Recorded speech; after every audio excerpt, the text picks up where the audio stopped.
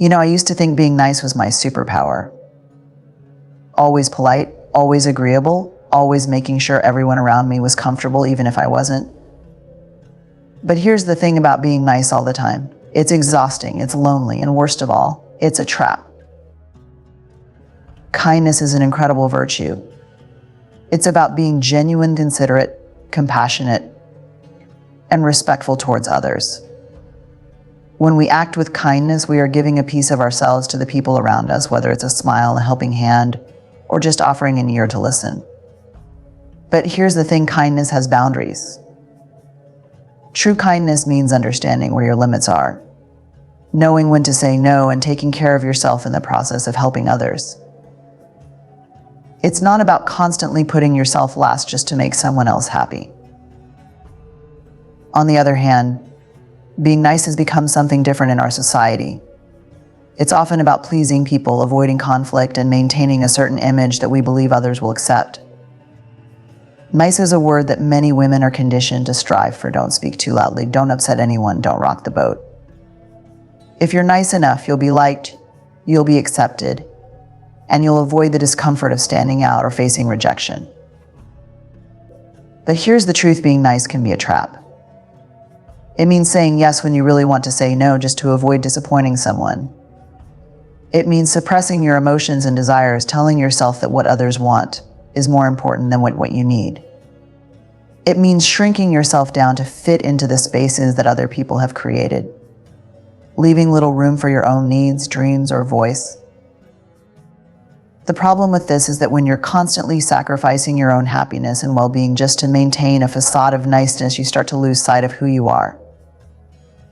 You forget what it feels like to be true to yourself because you're always trying to be what others expect. And over time, that takes a toll on your mental health, your self-esteem, and your inner peace. When you're stuck in the cycle of being the nice girl, you're not really living, you're merely existing for everyone else's benefit. Being nice often stems from a deep-rooted fear, the fear of rejection, fear of judgment, fear of not being enough. You may worry that if you assert your boundaries or speak your truth, people will see you as rude, selfish, or unlikable. The fear of this rejection drives you to prioritize everyone's happiness over your own, even at the cost of your own sense of worth. But here's the harsh reality: trying to please everyone will only leave you empty.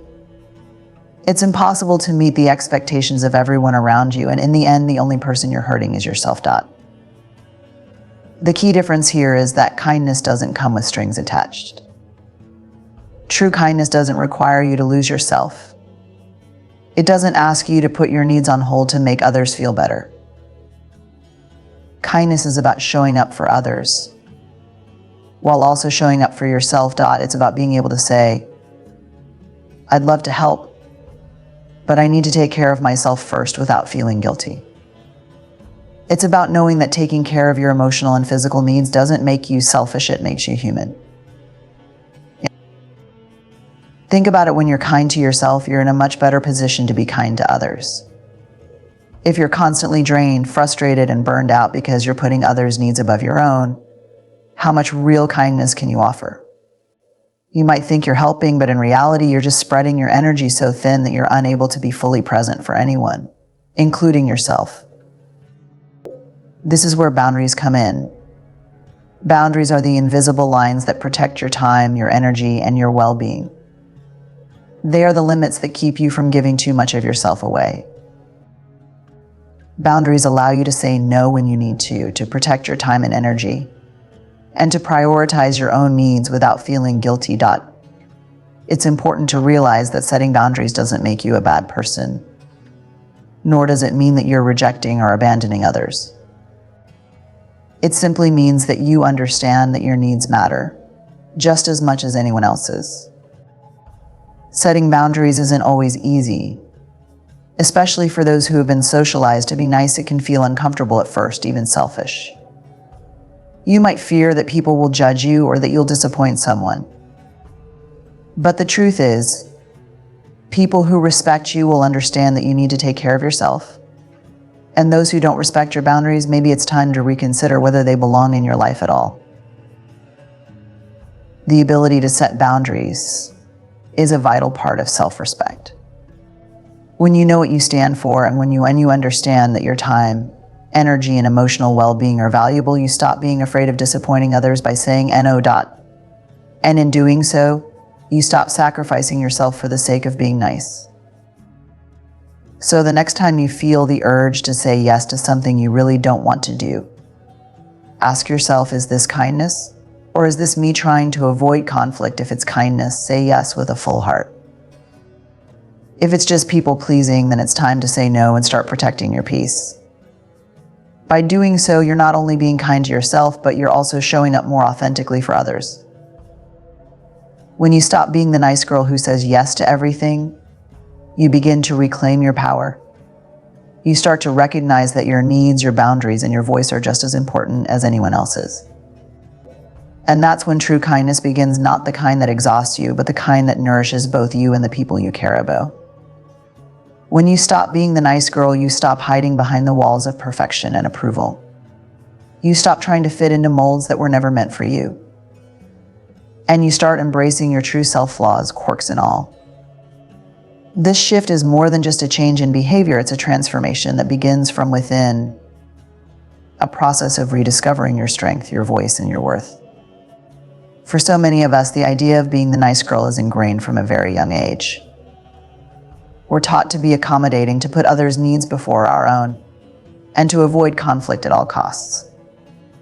We're conditioned to believe that being liked and accepted is the ultimate goal, and that in order to achieve that, we must mold ourselves into something that others will find easy to love. It's a performance, a role that we learn to play so well that we often forget who we truly are beneath the act. But here's the problem: when you constantly mold yourself to fit other people's expectations, you lose touch with your authentic self. The nice girl isn't living her truth, she's living for others. She's always worried about how she's perceived, always second-guessing whether she's done enough, said enough, been enough. The fear of judgment and rejection drives her to say yes when she means no, to smile when she's actually frustrated, and to stay silent when her heart is screaming for something different. In this cycle, her needs, her desires, and her dreams become secondary, if they are even acknowledged at all. But when you stop being the nice girl, you start making space for the real you to show up. You stop performing for others' approval and start living for your own. You recognize that your worth is not tied to how much you can give or how much you can please others. Your worth is inherent. It's already there, and you don't need to earn it through self-sacrifice or through being someone you're not. This shift requires courage, the courage to stop pretending, to stop suppressing your voice, and to stop apologizing for taking up space. It takes courage to speak your truth, even when it's uncomfortable, even when it risks disappointing people. Because the reality is, no matter how hard we try to be everything to everyone, we'll always end up disappointing someone. And that's okay. What's not okay is losing yourself in the process. When you stop being the nice girl, you stop relying on external validation to feel good about yourself. You learn to validate your own existence, your own worth, and your own choices. You become less dependent on what others think of you, and more focused on what you think of yourself.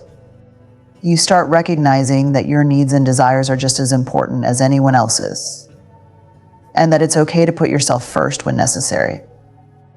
The journey to authenticity isn't always smooth, though. It can feel messy, it can feel uncomfortable, and it can feel like you're breaking some unspoken rules. People around you might not understand why you've changed or why you're no longer willing to accommodate their needs at the expense of your own.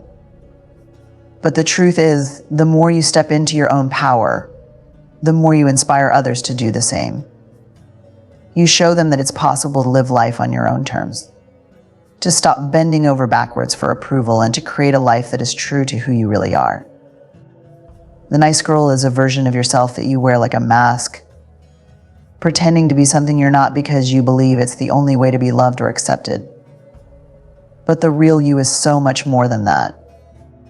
The real you is brave, bold, and unapologetically yourself. When you shed the nice girl persona, you embrace the woman you were always meant to be, the woman who knows her worth, speaks her truth, and stands firm in her boundaries. It's time to let go of the myth that being nice means being small or invisible. True strength lies in embracing your authenticity and speaking up for what you need, and in choosing courage over comfort. It's about being vulnerable, yes, but it's also about being real. It's about being honest with yourself and others, even when it's difficult, and learning to trust that who you are is enough. The real you doesn't need to seek approval or validation from anyone else. She knows that she's worthy of love, respect, and success simply because she exists. She understands that it's okay to disappoint others if it means staying true to herself. The real you understands that no amount of people-pleasing will ever fill the void of not being true to yourself. So you stop pretending. You stop hiding. You start being the woman you were always meant to be, the woman who lives from a place of authenticity, courage, and self-respect. When you stop being the nice girl, you begin to reclaim your life. You start making decisions based on what aligns with your values and your goals, rather than what's easiest or most comfortable for others. You stop shrinking yourself to fit into boxes that were never yours to begin with. Instead, you embrace the fullness of who you are, and in doing so, you inspire others to do the same. This is the power of authenticity. When you stop being the nice girl, you become the woman who is confident, powerful, and unapologetically herself. You stop asking for permission to be who you truly are because you've already given yourself permission. And that is where your true power lies.